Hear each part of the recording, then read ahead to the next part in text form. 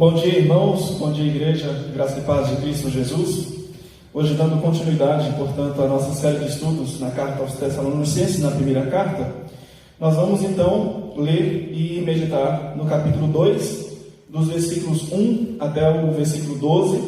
Convido, portanto, você a abrir sua Bíblia para nós lermos a palavra do Senhor.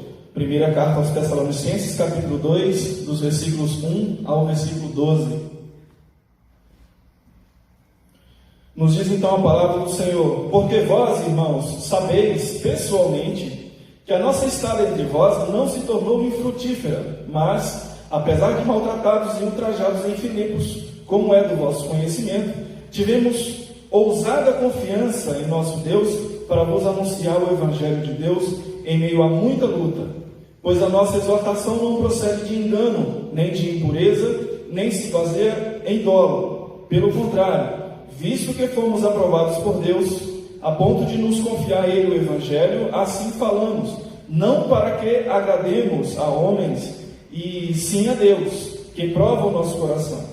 A verdade é que nunca usamos de linguagem de bajulação, como sabeis, nem de intuitos gananciosos. Deus disso é testemunho. Também jamais andamos buscando glória de homens, nem de vós, nem de outros, embora pudéssemos, como enviados de Cristo, exigir de vós a nossa manutenção, todavia nos tornamos carinhosos entre vós, qual ama que acaricia os próprios filhos, assim, querendo-vos muito, estávamos prontos a oferecer-vos não somente o Evangelho de Deus, mas igualmente a própria vida. Por isto que vos tornastes muito amados de nós. Porque vos recordais, irmãos, do nosso labor e fadiga, e de como, dia e noite, labutando para não vivermos à custa de nenhum de vós, vos proclamamos o Evangelho de Deus. Vós e Deus sois testemunhas do modo porque piedosa, justa e irrepreensivelmente procedemos em relação a vós outros que credes, e sabeis ainda de que maneira, como Pai, a seus filhos, a cada um de vós exortamos, consolamos, admoestamos para viverdes do modo digno de Deus que vos chama para o seu reino e glória. Então esse é o nosso texto de meditação nessa manhã. Eu achei muito interessante e bastante pertinente esse tema da nossa lição de hoje, pela razão e pelo contexto da carta, ajudando o bebê a crescer. Essa igreja aos Tessalonicenses, como nós já vimos em outros estudos e ao lermos o contexto da carta, nós vemos que era uma igreja muito nova. O apóstolo Paulo havia trabalhado ali em Tessalônica, pregando nas sinagogas por aproximadamente 3 sábados.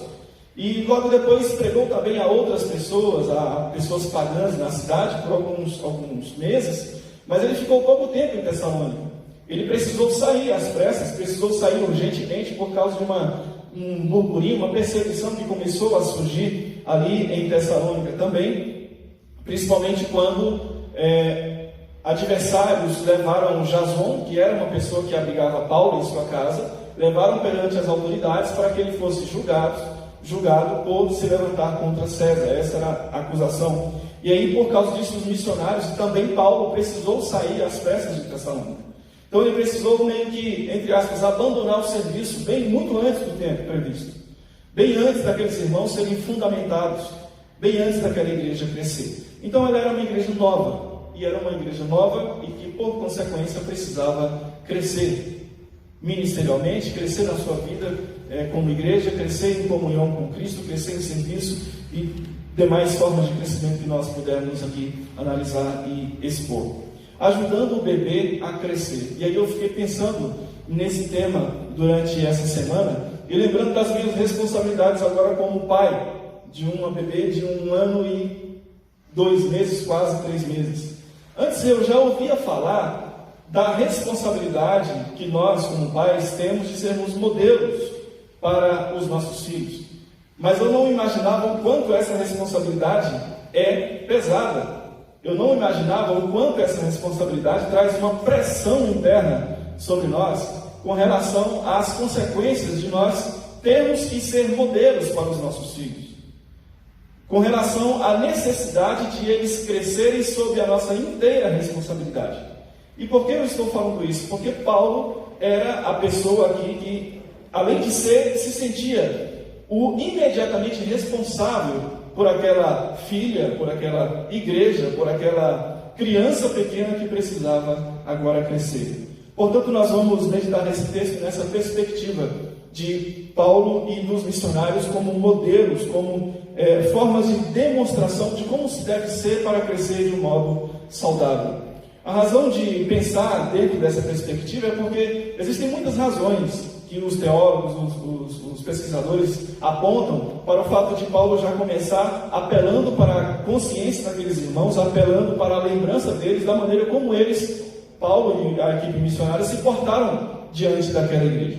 Muitos falam que pode ter sido uma forma de exortar e animar os irmãos a observarem em Paulo e na equipe o modelo a ser seguido. Outros acham que era simplesmente por causa da perseguição que já estava acontecendo há muito tempo e inclusive já havia começado a acontecer em Tessalônica, e por causa de outras razões mais, de pessoas chegando para os irmãos da igreja e questionando a autoridade, questionando o caráter de Paulo e assim por diante.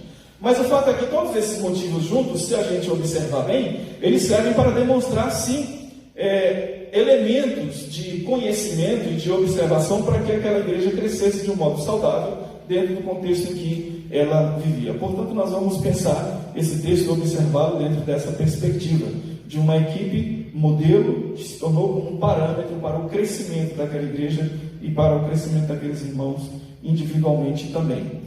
Mas aí, alguns elementos nós vamos observar então dentro dessa perspectiva. Como foi que Paulo e aquela equipe se portou diante daqueles irmãos para que eles servissem de modelo de crescimento para eles? Eles se colocaram como um modelo de serviço útil. Nós já podemos ver isso logo no início do nosso texto. Veja o que Paulo diz: porque vós, irmãos, vocês sabem. Paulo apela para a lembrança deles, para o tempo de convivência que eles estiveram diretamente com Paulo e com a equipe, para que eles se lembrem da maneira como eles foram e fizeram entre eles. Ele diz: sabeis pessoalmente que a nossa estadia entre vós não se tornou infrutífera. Ele lembra aqueles irmãos que o serviço deles foi um serviço que rendeu frutos. E de fato, quando nós olhamos ainda no capítulo 1, nós vamos ver que pessoas foram salvas na igreja. Aquela igreja começou a crescer, ela começou a demonstrar elementos muito fortes da graça e do poder de Deus na vida deles diariamente. E Paulo, inclusive, se alegra muito fortemente por causa dessas coisas.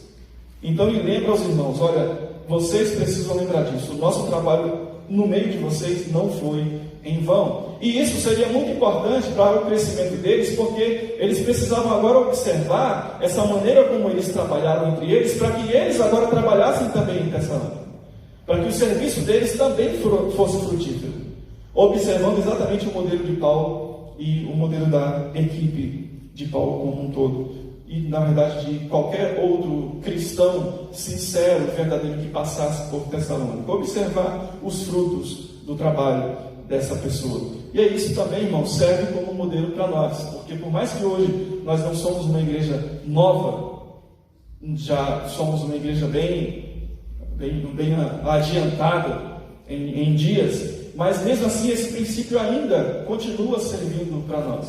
Observar os elementos de resultado do nosso serviço. Quais resultados o nosso serviço na igreja tem produzido? É claro que dentro desse contexto também, a gente não deve viver nessa neura apenas por resultados, apenas por resultados visíveis e palpáveis. Também.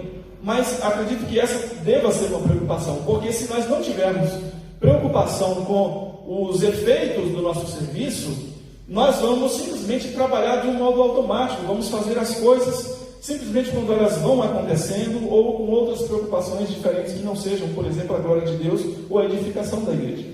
Então acredito que esse princípio, sim, ele também é importante para nós pensarmos nos resultados das nossas atividades, daquilo que nós fazemos e daquilo que nós somos como igreja. Então ele apela para aqueles irmãos numa lembrança de como eles foram e fizeram entre eles, e certamente isso serviria como um parâmetro para as ações deles agora, e não só como um parâmetro, mas como um incentivo para que eles continuassem trabalhando e servindo de um modo frutífero, exatamente porque eles eram uma igreja nova e uma igreja que já experimentava, vivia os efeitos de uma perseguição que já estava instalada em Tessalônica. Então eles precisavam avançar, eles precisavam ir adiante. Eles não podiam simplesmente ser paralisados pelas dificuldades que eles possuíam. Eles não precisavam simplesmente ficar observando as circunstâncias ao seu redor, mas deveriam servir, avançar em serviço de forma produtiva e útil, assim como fez Paulo e toda a sua equipe. Mas também, irmãos, Paulo e aquela sua equipe, eles se portaram de modo que serviu de modelo para eles por meio do sofrimento. Paulo expõe aqui, vamos observar no versículo 2, ele diz: mas apesar de maltratados e ultrajados em Filipos, ele faz uma lembrança do que aconteceu com eles em Filipos, como é do vosso conhecimento, ou seja, os irmãos de Tessalônica sabiam da história dos sofrimentos de Paulo e da sua equipe em Tessalônica, em Filipos e por onde ele passou. E aí, se a gente lembrar um pouquinho, Paulo foi preso, Paulo foi espancado, Paulo foi injuriado, Paulo sofreu maus tratos de todas as formas, e Paulo também ele foi perseguido de forma injusta em tantas ocasiões. Ele traz essa lembrança para aqueles irmãos. Vocês sabem da maneira como nós somos maltratados e ultrajados em Filipos, e vocês conhecem essa história. Mesmo assim, nós tivemos ousada confiança em nosso Deus para vos anunciar o Evangelho de Deus em meio a muita luta. E eu quero destacar essa palavra luta aqui. Essa luta, ela traz também um sentido de disputa. Veja que interessante. Paulo encara aquelas tribulações que ele havia passado em Filipos e em outros lugares também como uma espécie de uma disputa para com a vida daqueles que um dia seriam discípulos de Cristo, seriam alcançados por Cristo. É uma batalha que vai além de uma luta física, que vai além de uma prisão, que vai além de açoites. Paulo, na verdade, estava observando lá um pouco mais à frente. Eu estou lutando por quê? Eu estou lutando para ganhar uma disputa por aqueles que Cristo chamou.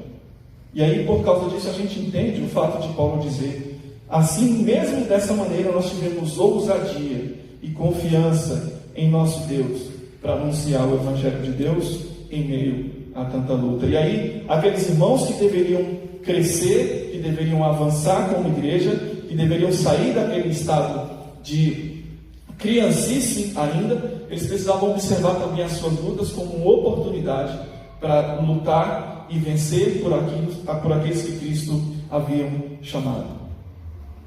Qual tem sido a nossa motivação na luta? Como nós temos encarado as nossas lutas?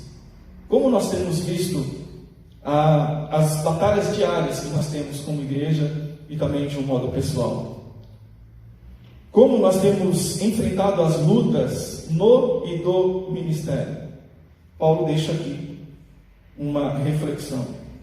Devemos encarar as nossas lutas como igreja, também como uma disputa por aqueles que Cristo chamou. E assim, irmãos, nós temos e teremos ousadia para pregar esse Evangelho de Deus a quem quer que seja. Mas Paulo e a sua equipe também serviram como modelo para o crescimento daqueles irmãos por meio da sua autenticidade, da autenticidade na vida e no ministério. Vamos ver aqui a partir do versículo 3. Paulo diz: pois a nossa exortação não procede de engano, nem de impureza, nem se baseia em dolo, de má intenção. Paulo já está deixando muito claro aqui que a estadia dele e da sua equipe em Tessalônica tinha a intenção de serem o mais autênticos possível. Essa autenticidade é importante porque ela é uma autenticidade que vem de um caráter que já havia sido forjado pelo próprio Cristo e pela palavra do Evangelho. E essa autenticidade sendo demonstrada na vida daqueles irmãos serviria também como um parâmetro para que eles agora observassem a sua própria vida, a maneira de ser e de viver igreja, para que eles também fossem autênticos dessa maneira. Não sendo enganosos, não tendo intenções secundárias, não sendo impuros na sua maneira de ser e de fazer o serviço ministerial, não ter dolo como fundamento das motivações. Versículo 4: pelo contrário, visto que fomos aprovados por Deus, a ponto de nos confiar a Ele o Evangelho, assim falamos, não para que agrademos aos homens. Aqueles irmãos, o seu crescimento como igreja deveriam ter como motivação a glória de Deus, agradar a Deus como um princípio maior do seu serviço e da sua vida. Certamente muitas pessoas passariam por Tessalônica pregando, passariam por Tessalônica procurando influenciar, e eles então deveriam observar: essas ações são motivadas, tem como fundamento dolo, tem como fundamento impureza, ou tem como fundamento a pureza do Evangelho, da Palavra de Deus? E aí fazer uma avaliação, e também avaliar não só os outros, mas avaliar a si mesmo como igreja. O que nós fazemos tem como motivação a glória de Deus? Tem como motivação ser puro, verdadeiro, transparente, ser autêntico? E aí Paulo então avança nessa ideia de ser autêntico. Versículo 5: a verdade é que nunca usamos de linguagem de bajulação, até mesmo porque eles não tinham como intenção agradar os homens, né? Como vocês sabem, nem de intuito gananciosos. Paulo deixa muito claro que ele não buscou bens pessoais, satisfação própria no meio daqueles irmãos. E aí os irmãos de Tessalônica deveriam então pegar isso também como um princípio, para que não seguissem por esse caminho negativo. E Deus disto é testemunho. Versículo 6: também jamais andamos buscando glória de homens, nem de vós, nem de outros, embora pudéssemos, como enviados de Cristo, exigir de vós a nossa manutenção. Todavia nos tornamos carinhosos entre vós, qual ama que acaricia os próprios filhos. Paulo era apóstolo, Paulo tinha a autoridade da palavra do Evangelho, e Paulo, como apóstolo e como pastor daquela igreja, poderia exigir daqueles irmãos o cuidado para com a sua própria vida, cuidado, mantimento mesmo, seja financeiro, seja de oração, de companhia ou de qualquer outra ordem. Paulo tinha autoridade para isso, mas ele diz assim: mesmo tendo autoridade para isso, eu procurei não fazer isso. Não que estivesse errado, mas simplesmente porque eu decidi não fazer dessa maneira, até mesmo como uma demonstração das minhas intenções. Até mesmo para que, se depois chegasse alguém falando, Paulo esteve aqui em Tessalônica simplesmente porque ele queria bens, simplesmente porque ele queria dinheiro, simplesmente porque ele queria buscar satisfação pessoal e própria, os irmãos de Tessalônica poderiam dizer: não é verdade, porque ele esteve aqui, cuidou de nós o tempo em que ele esteve, nos pastoreou, e em nenhum momento ele exigiu tais coisas. Então veja que aqui essa fala de Paulo logicamente não é uma licença para nós não sustentarmos aqueles que cuidam de nós. O raciocínio de Paulo aqui é no outro sentido, é também de uma prevenção com relação a possíveis problemas que aquela igreja teria com outras pessoas que viriam após Paulo, até mesmo para denegrir a sua imagem, a sua autoridade, denegrir a palavra que ele pregava. Então Paulo deixa claro que a autenticidade dele e da sua equipe também passava por isso. E ele diz no versículo 8: assim, querendo-vos muito, estávamos prontos a oferecer-vos não somente o Evangelho de Deus. Eles queriam pregar não só a palavra, mas igualmente oferecer a própria vida. Ele tanto não exigiu o seu mantimento, como ele disse que estava disposto a oferecer a própria vida pelos irmãos de Tessalônica. Então Paulo ainda está apelando para a lembrança e para a consciência deles, da maneira como ele se portou ali. E certamente não só ele, mas a sua equipe como um todo se portava dessa forma. Em todo tempo procurando os interesses dos irmãos e a glória de Deus. Por isso vocês se tornaram muito amados de nós. O amor, portanto, aqui movia a vida e o serviço de Paulo e dos seus companheiros. No versículo 9: porque vos recordais, irmãos, do vosso labor e fadiga, e de como dia e noite labutamos para não vivermos à custa de nenhum de vós, vos proclamamos o Evangelho de Deus. Tudo isso que nós, portanto, estávamos comentando ainda até agora. Mas Paulo ainda deixa bem claro que uma espiritualidade intencional serve como parâmetro e como modelo para uma igreja em crescimento. Vamos ver o versículo 10. Vós e Deus sois testemunhas do modo porque piedosa, justa e irrepreensivelmente procedemos em relação a vós outros que credes.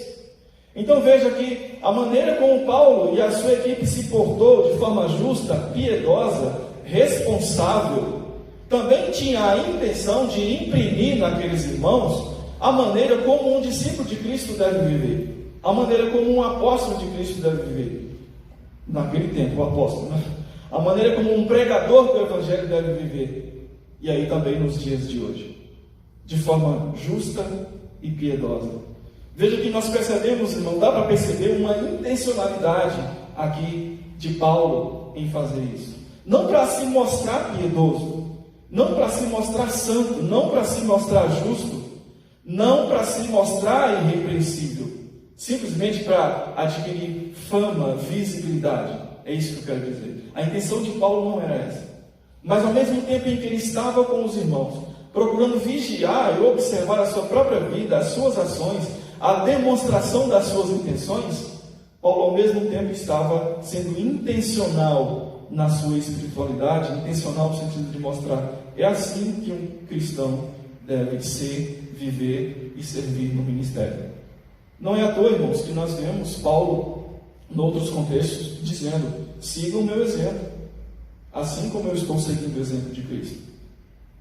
Então, uma espiritualidade intencional aqui caía muito bem na vida daqueles irmãos, para que eles crescessem e observassem que isso também era importante na vida deles como igreja, para quando outras pessoas também se achegassem à vida comunitária, elas também observassem a maneira como um cristão deve ser e fazer. Mas também o cuidado amoroso é um outro traço que demonstra a importância de agir dessa maneira para que aquela igreja crescesse de um modo saudável. Vamos ver o versículo 11. O versículo 11 nos diz: e sabeis ainda de que maneira, como pai a seus filhos, a cada um de vós exortamos, consolamos, admoestamos, para viverdes do modo digno de Deus, que vos chama para o seu reino e glória. Versículo 11 e o versículo 12. Paulo então se apresenta aqui de um modo cuidadoso e amoroso para aqueles irmãos como um pai, não só como um pregador do Evangelho, não só como um discípulo de Cristo Jesus, mas ele se apresenta como um pai que se preocupa com aquela igreja, que deseja cuidar daquela igreja, que deseja ensinar aquela igreja, que deseja ser intencional no exemplo para aquela igreja, para que ela cresça do modo mais saudável e correto possível. Ele diz: vocês sabem disso. Assim como um pai age com seus filhos, eu procurei agir com vocês.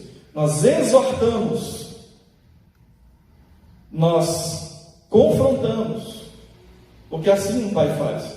Nós corrigimos, repreendemos. Essa palavra exortação, ela tem uma carga semântica bem grande, e cabe tudo isso. Mas nós também trazemos para o lado, trouxemos para o lado. Exortar também significa isso. Trazer para o lado, não só confrontar, não só corrigir, mas também trazer para o lado. Trazer para caminhar junto. É também incentivar. É também consolar. Claro que a palavra para consolar também tem outra palavra grega que tem esse sentido, mas exortar também tem o sentido de consolar. Então Paulo está dizendo: vocês sabem da maneira como eu agi quando eu exortei a vocês como pai, como um pai faz. E da mesma forma, para que vocês cresçam de uma maneira saudável, certamente vocês vão ter que agir entre vocês da mesma maneira e para com aqueles que ainda vão se achegar da mesma forma. Ter esse tipo de cuidado amoroso.